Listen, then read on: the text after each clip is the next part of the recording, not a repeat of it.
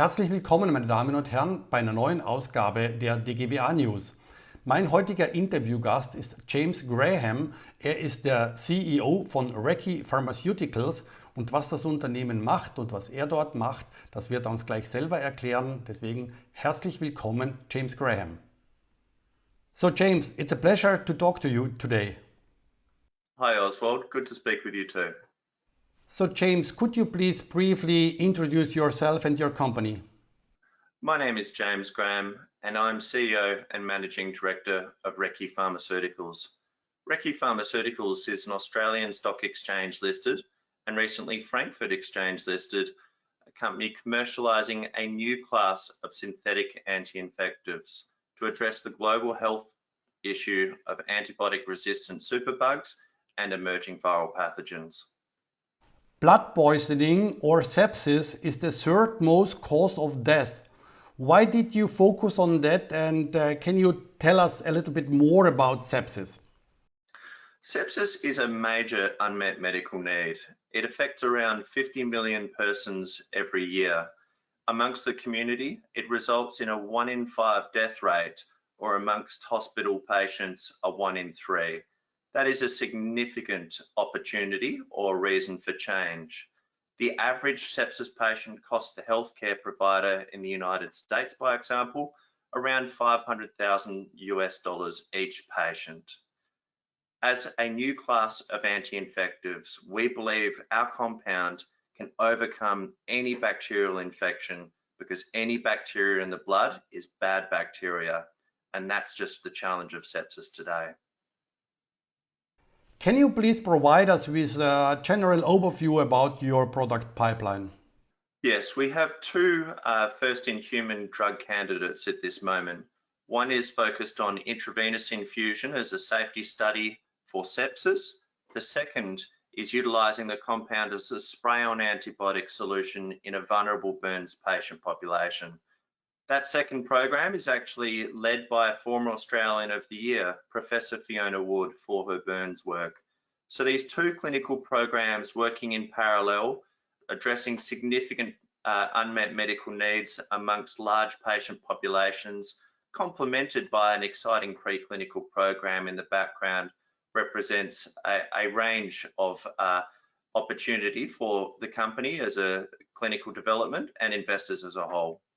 So what is the difference between synthetic anti-infectives and the traditional antibiotics? All antibiotics to date are naturally derived. There is no bio in our biotics. All of our drugs are synthetically created, meaning we begin with a position of power, beginning with the end in mind. So we're attracted to the proteins of the bacteria. We interact through our unique mechanism of action, able to overcome that hyperbacterial resistance. And that ultimately means we have a compound that will work today and keep on working with repeated use. James, do you manufacture your own products? Yes, part of our strategy has been to move from what was a traditional manual process to a fully automated, reproducible manufacturing process. Now we produce at both volume and quality for phase 1, phase 2 purposes in our own facility. James, the FDA has awarded your primary candidate Recce 327 a QIDP designation. Could you elaborate on this and how this impacts your clinical pathway? Yes, we were thrilled to receive that award. To my knowledge, we are the only company in the world that has a qualified infectious disease designation for sepsis, which is supporting our drug development through 10 years of market exclusivity above and beyond our patent position, plus fast-track regulatory review for the life of the regulatory process. It is very, very prestigious and something we're quite thrilled about. Shifting our attention to your other candidates, COVID-19 has essentially shut down the whole world. How have you tackled this pandemic with your synthetic anti-infectives? Yes, the Australian government actually chose our compound as a priority 1 test candidate in their coronavirus testing schedule. To date, we have seen some 99.9% efficacy as a therapeutic candidate in preclinical testing, and we've expanded that to include overseas testing with results due imminently from a gold standard ferret model. What do your competitors look like, and are there any other synthetic clinical candidates? The Pew Charitable Trust, one of the world leaders in antibiotic development and good medical countermeasures, recently released their clinical antibiotic candidate pipeline. We, in that pipeline, are the only drug that is for sepsis and the only synthetic antibiotic. So as much as we would like a few competitors, the pipeline seems very dry, whilst the need remains never greater. James, you're in Sydney, Australia right now. I'm in Frankfurt, in the heart of Europe. You're focusing on Europe. Are there any groups you're trying to partner with? Yes, there are. Look, I think more correctly, they're trying to partner with us, if I say it. I think we've got a very unique antibiotic and anti-infective pipeline, where of course Europe has a significant patient population and range of pharmaceutical companies. So they are very interested. We have a very good cash position at this time with a unique technology moving through its clinical pathway. We'll see what time holds. Your company is dual listed in Australia as well as in Germany.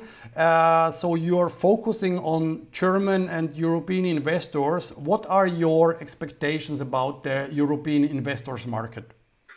The European market represents a significant opportunity, really one that we're tying formality around, having had a number of inquiries from over a period of time. DGWA are supporting introductions to the various family offices, the biotech investment funds, and even some of the pharmaceutical companies in the region. So we look forward to supporting the interest in our discussions along the way. So coming to the end of this interview, my most popular question as always, why should one invest in your company and why should we do it now? We are an infectious disease business in the midst of a global infectious disease crisis, with the first new antibiotic in over 30 years.